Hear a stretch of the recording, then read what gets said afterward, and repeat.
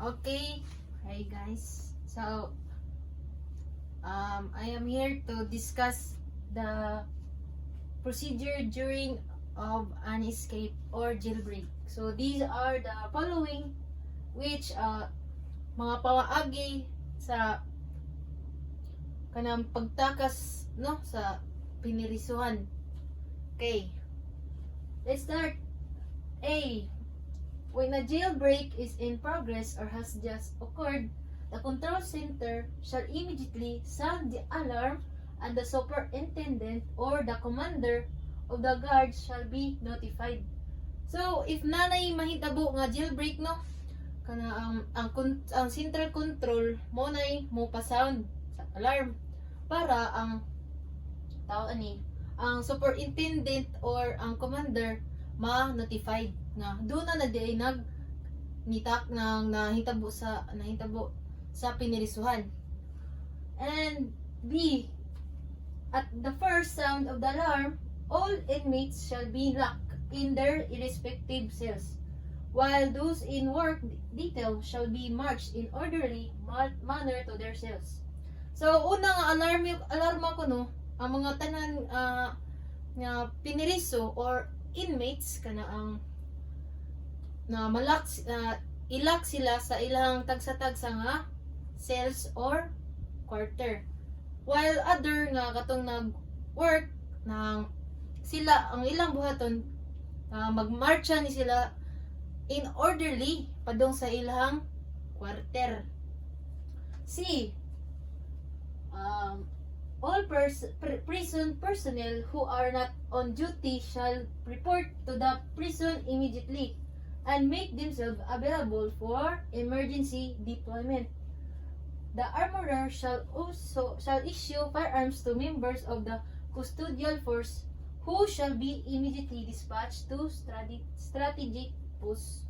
So, katong mga prison personnel nga ng day off no, so or what we call they're not on duty, so sila dapat mo report sila para og naay mga na emergency naa sila matawag no, then the armorers kanang sila ang mo issue og firearm para ang katong custodial mga members sa custodial nang mo'y makagamit sa katong i-issuehan sa armorer no niya adun nang i-deploy din na sila sa ilang tagsa-tagsa nga ilang posti. Then D, kay a head count shall be made simultaneously in the different cells, quarter, or inmates to determine the identity of the escapee. Prison personnel assigned to essential posts such as the powerhouse, kitchen, hospital, fire station, etc. shall also make a head count of the inmates under their supervision and report the result thereof to the control center. So, nag-ipon ang mga inmates para ma-identify or ma-determine kinsa to ang nitakas. While ang katong mga prison personnel nga na-assign sa powerhouse, kitchen, hospitals, most of ilang buhaton. Then, ilan ni i-report ngadto sa control center. Next, E. If the identity of the escape is established, his name and other personal circumstances shall be immediately flashed to all units of the Philippine National Police in the vicinity. So, if na-identify kinsa na to ang nitakas no, then ilan na din i-report sa tanan nga police station no, para ma-aware ang tanan nga kaning tawhana ni takas. Next, kay F. Radio and television stations and other nations' media shall also be notified of the escape and, if possible, provided with photographs of the escapee.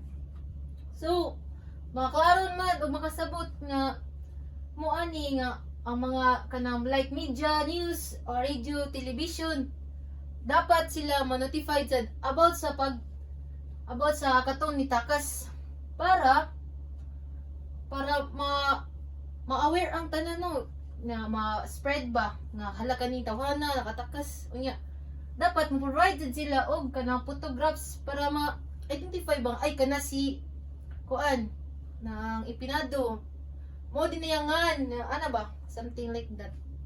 G. Letter G. Recovery team shall be formed by the superintendent to proceed to all known lairs, hangouts, residences, and houses of immediate relatives and friends of the escapee. So kani nga part dapat makuha ng makaibaw sila ang recovery team no nga asa dapit gapuyo ang katong nitakas iyang mga friends, iyang relatives, mga yana. H. In case of mass jailbreaks, all members of the custodial force shall be immediately issued firearms and assigned to critical posts to seal off of possible routes while team search the prison premises. Prison personnel who are off duty shall be required to report for duty immediately. So, in the case of mass jailbreaks, so kanang ang ganing mga membro sa custodial force mo na dapat maisyuhan na sila og firearms since nanay mass jailbreaks para makabaw sila og anang asa mga possible nga ruta nga iis nga sa mga ruta nga maka-escape ang mga mga piniriso no. Then it talks about the kanang prison personnel of duty. So dapat sa sila mo report para makatabang sa sila while in the case of mass jailbreaks. I. If any prison officer or employee is held hostage by the escapee, reasonable caution to ensure safety shall be taken. If it is the superintendent who is taken as hostage, the assistant superintendent shall assume command. So, if ang hostage diha is ang superintendent, then automatically the assistant superintendent mo puli since the hostage is the superintendent no. Then if no hostage was taken and the escapee is unable to leave the prison premises but refuses to surrender to the prison authorities, the basic plan for rights or disturbance shall be implemented. So if ang hostage o ang atong usa ka piniriso dili gud mo patuo sa usa na dili sila mo patuo sa usay magdo sa bari ng prison authorities in which in other term ang nirefuse sila ni balibad sa pag-surrender. So ang gibuhat nila is ilang i-implement ang riots o disturbances para makakuha ng piniriso no o ang hostage masafe ba.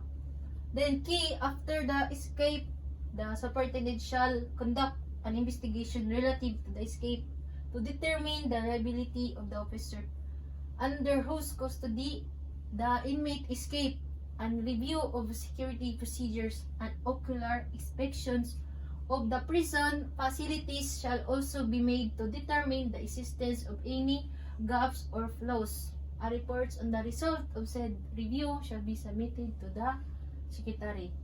Since di ba na nakatakas na sila, so ang superintendent mag-conduct investigations katong usa ka katong sa pirisuhan nga para makadetermine sa katong mga employee sina-assign nandito ba nganong nakatakas sila na mo review ni sila security no. Then ila ni i-report adto sa kanaang secretary.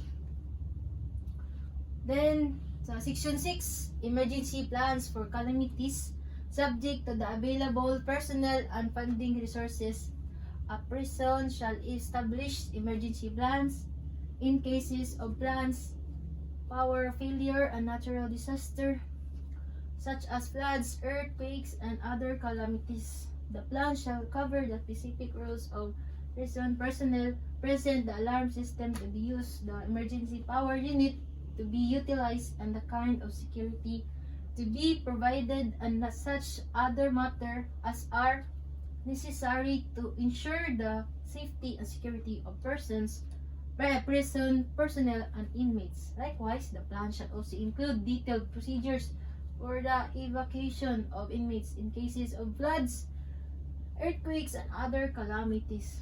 So,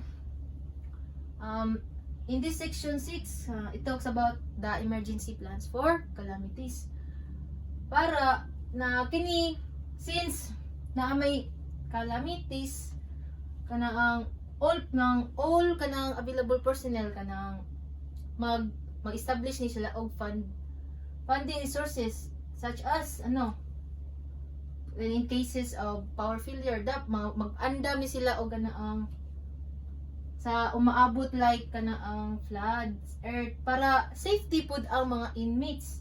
Mo ni ang kanaang buhaton sa mga available personnel, no?